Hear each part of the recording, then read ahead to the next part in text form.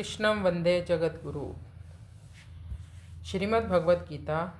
पश्येतां पाण्डुपुत्राणाम् आचार्य महतीं च मूं व्यूढ़ां द्रुपदपुत्रेण तब शिष्येन धीमता। आचार्य द्रोण के लिए आचार्य कहा गया। द्रोण को आचार्य कहने का दुर्योधन का यह भाव मालूम देता है कि आप हम सबके कौरवों और पांडवों के आचार्य हैं। शस्त्र विद्या सिखाने वाले होने से आप सबके गुरु हैं, इसलिए आपके मन में किसी का पक्ष या आग्रह नहीं होना चाहिए।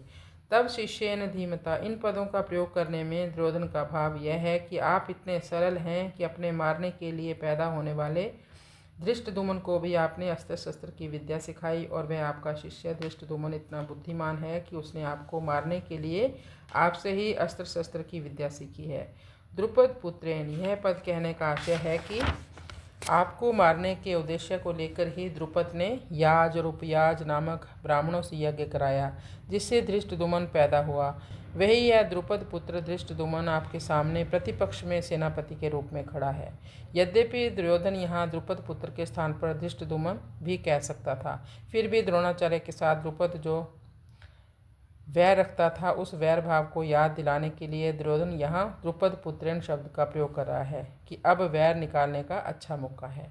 पांडुपुत्राणाम एतां व्यूढ़ां महतीं च मूं पश्य, द्रुपद पुत्र के द्वारा पांडवों की इस व्यूह आकार खड़ी हुई बड़ी भारी सेना को देखिए। इसका मतलब है कि जिन पांडवों पर आप स्नेह रखते हैं, उन्हीं पांडवों ने आपके प्रतिपक्ष में खास आपको मारने वाले द्रुपद पुत्र को सेनापति बनाकर व्यूह रचना करने का अधिकार दे दिया। अगर पांडव आपसे स्नेह रखते तो कम से कम आपको मारने वाले को तो अपनी सेना का मुख्य सेनापति ना बनाते, इतना अधिकार तो नहीं देते, परंतु सबको जानते हुए भी उन्होंने उसी को सेनापति बनाया। यद्यपि कौरवों की अपेक्षा पांडवों की सेना संख्या में कम थी, अर्थात कौरवों की सेना 11 अक्षौहिणी और पांडवों की सेना 7 अक्षौहिणी थी, फिर भी दुर्योधन पांडवों की सेना को बड़ी भारी बता रहा है। पांडवों की सेना को बड़ी भारी कहने में दो भाव मालूम होते हैं। नंबर 1, पांडवों की सेना ऐसे ढंग से व्यूह आकार में खड़ी हुई थी जिससे दुर्योधन को थोड़ी सेना भी बहुत ज़्यादा दिखाई दे रही थी।